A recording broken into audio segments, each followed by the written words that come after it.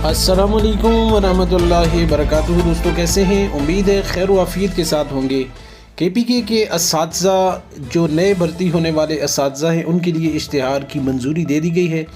ये ख़बर उन तमाम नौजवान लोगों के लिए बहुत ज़्यादा अहम है जो तकरीबन 3-4 साल से इस इश्तिहार के इंतज़ार के अंदर थे। महकमा एजुकेशन की तरफ से 2022 के बाद इश्तिहार नहीं आया, जिसकी वजह से काफ़ी सारे लोग हैं जो ओवर एज भी हो रहे हैं और काफ़ी सारे लोग हैं जो इस इंतज़ार के अंदर थे, जिनके पास एजुकेशन भी कंप्लीट हो चुकी थी, उनके पास सारे क्राइटेरियाज़ कंप्लीट थे, लेकिन इश्तिहार ना आने की वजह से वो परेशान थे। तो उनके लिए ये गुड न्यूज़ है कि अब KPK की गवर्नमेंट ने 2025 के अंदर फरवरी में ये इश्तिहार की मंजूरी दे दी है और इंशाअल्लाह 15 से 20 फरवरी के दौरान ये इश्तिहार मुतवक्के है कि वो ईटा की वेबसाइट के ऊपर भी अपलोड कर दिया जाए और उसके बाद ऑनलाइन अप्लाई का सिलसिला शुरू हो जाएगा। आपने कैसे अपने आप को तैयार करना है, कौन कौन सी हिदायत हैं, कौन कौन सी ज़रूरी चीज़ें हैं जो आपके लिए बिफ़ोर अप्लाइंग दिस एडवर्टाइजमेंट ज़रूरी हैं, वो अभी समझ लें ताकि आपको बाद के अंदर किस तरह की परेशानी ना हो। सबसे पहले हम इस इश्तिहार के मुतालिक आपको बताते चलें कि सूबाई हुकूमत की हिदायत पर महकमा इब्तदाई और सानवी तालीम खैबर पख्तूनख्वा की जानिब से सूबा भर में असातिज़ा की भर्ती को हतमी शक्ल देने के लिए इश्तिहार बराए भर्ती सूबा भर के तमाम डिस्ट्रिक्ट एजुकेशन ऑफिसर यानी DEOs को अरसाल कर दिया गया है। अब दरख्वास्तें जमा कराने की जो आखिरी तारीख है वो 10 मार्च मुकर्रर की गई है।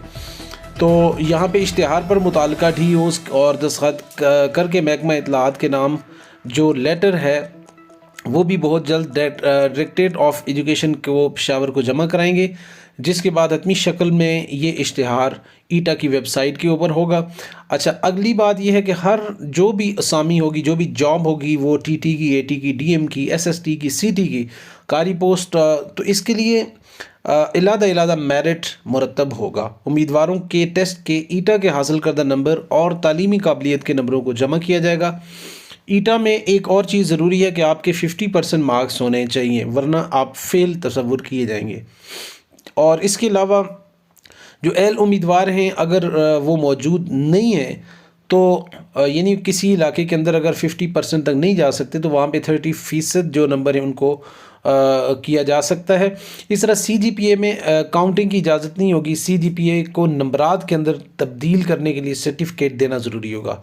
तो BS के वो तमाम लोग जो इस वक्त जिनका CGPA है वो नंबर्स के अंदर उसको लाजमी कन्वर्ट कराएं या सर्टिफिकेट अपना जो आपके हेड ऑफ डिपार्टमेंट है उनसे लाजमी अभी से ले लें। इसी तरह से जो माजूर अफराद हैं यानी डिसेबल पर्सन हैं, अक़लियतें हैं, ट्रांसजेंडर हैं, उनके लिए जो कोटा रखा गया है वो 2%, 5% और 0.5 ट्रांसजेंडर के लिए रखा गया है। और जो माजूर अफराद हैं उनके लिए भी स्टैंडिंग मेडिकल बोर्ड का सर्टिफिकेट ज़रूरी है, बशर्त ये कि वो माजूरी उनके फ़राइज़ की सरअंजामदही के अंदर रुकावट ना हो। और जो ट्रांसजेंडर हैं उनके लिए भी ज़रूरी है कि वो महकमा ज़कात और सोशल वेलफेयर के साथ उनका रजिस्टर होना ज़रूरी है। और इसी तरह से जितनी भी तकर्रियाँ हैं ये मुताल्लिका अज़ला के अंदर डोमिसाइल की बुनियाद के ऊपर होंगी। उम्मीदवार का डोमिसाइल मुताल्लिका ज़िले का होना लाजमी है। अभी तक प्राइमरी स्कूल टीचर की अगर हम बात करें तो उनकी जो तकर्री है वो मुताल्लिका अज़ला के तहसील की बुनियाद पर होगी। ये फ़ैसला था पहले का, लेकिन अब जो फ़ैसला है इसके अंदर बहुत ज़्यादा जो है ना वो इख्तलाफ पाए जा रहे हैं और मुख्तलिफ़ तरह की तजावीज़ दी जा रही हैं कि प्राइमरी स्कूल टीचर को तहसील लेवल पे होना चाहिए, प्राइमरी स्कूल टीचर की भर्ती विलेज काउंसिल लेवल पे होनी चाहिए, या फिर तहसील या फिर प्राइमरी स्कूल टीचर की जो भर्ती है वो यूनियन काउंसिल बेस पे होनी चाहिए। और एक चौथी तजवीज़ भी अभी इजलास के अंदर, लास्ट इजलास के अंदर पेश हुई है और वो ये थी कि 50% तहसील लेवल के ऊपर ये भर्ती है और 50% यूनियन काउंसिल की बेस के ऊपर हो, ताकि तहसील लेवल के ऊपर जो लोग मेरिट यानी हाई क्वालिफाइड होने के बावजूद वो रह जाते हैं उनके लिए भी आसानी हो, और वो लोग जो मकामी हैं और इतने ज़्यादा वो हाई क्वालिफाइड या उनके पास MPhil या PhD नहीं होती लेकिन वो भी अहल होते हैं तो उनका भी हक मारा ना जाए। ठीक है, इस ज़मन के अंदर आप क्या कहते हैं? आप भी अपने कमेंट सेक्शन के अंदर अपनी राय का इज़हार ज़रूर कीजिएगा। फ़िलहाल आप ज़रूर बताइए कि आप अपने आप को किस पोस्ट के लिए अहल समझते हैं।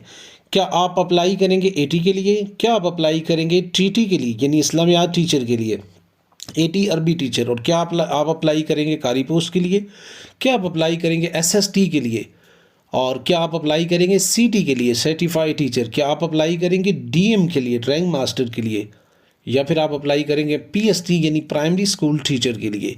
तो आप ज़रूर कमेंट सेक्शन के अंदर बताइएगा कि आपकी क्या क्यूरी है, आपका क्या क्वेश्चन है। इंशाल्लाह हम उसका आंसर देने की भी भरपूर कोशिश करेंगे।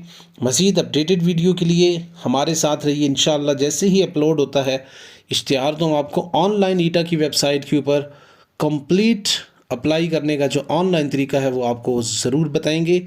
अभी तक के लिए इतना ही। बहुत शुक्रिया। दुआओं की दरख्वास्त। अल्लाह हाफिज़। अस्सलाम वालेकुम वरहमतुल्लाहि वबरकातुहू। कमेंट में बहुत से लोग ईटा से मुतालिक पूछ रहे थे कि ये वेबसाइट क्या है और यही क्यों टेस्ट लेती है, एनटीएस के ऊपर टेस्ट क्यों नहीं होते। तो उनको बताता चलूँ कि ये जो ईटा है ये बेसिकली एजुकेशन के टेस्ट से रेलेवेंट ही है, और ये एक आप समझ लें कि एक बहुत बड़ी जैसे कि एनटीएस है नेशनल टेस्टिंग सर्विसेज, इसी तरह से ईटा भी एजुकेशन की टेस्टिंग की सर्विसेज को एजुकेशन डिपार्टमेंट को और दीगर जो डिपार्टमेंट हैं उनको ये प्रोवाइड करती है। लेकिन स्पेशल जो है ना ये ख़ासकर एजुकेशन के लिए बनाई गई है और इसका बहुत अच्छा रोल रहा है। एनटीएस के ज़माने के अंदर जब पेपर आउट हुए थे तो उसके बाद जो केपी के गवर्नमेंट है उन्होंने फिर एनटीएस के साथ मुआहदा ख़त्म कर लिया था, और क्योंकि पीएसटी का पेपर 2019-20 के अंदर जब हुए थे तो बार बार लीक हुए थे, इस वजह से उन्होंने अपने मुआहदा ख़त्म किया और अब ईटा के थ्रू ये लेते हैं टेस्ट, और यहीं पे आपकी मेरिट लिस्ट भी लगती है, यहीं से रोल नंबर स्लिप भी आपने जारी आपका होता है, रिज़ल्ट भी अनाउंस यहीं पे होता है और यहाँ पे फाइनल मेरिट लिस्ट भी अनाउंस होगी। ठीक है जी। मज़ीद आपका कोई क्वेश्चन है तो आप कमेंट कर सकते हैं। दुआ में याद रखिएगा। अस्सलाम वालेकुम वरहमतुल्लाहि वबरकातुहू।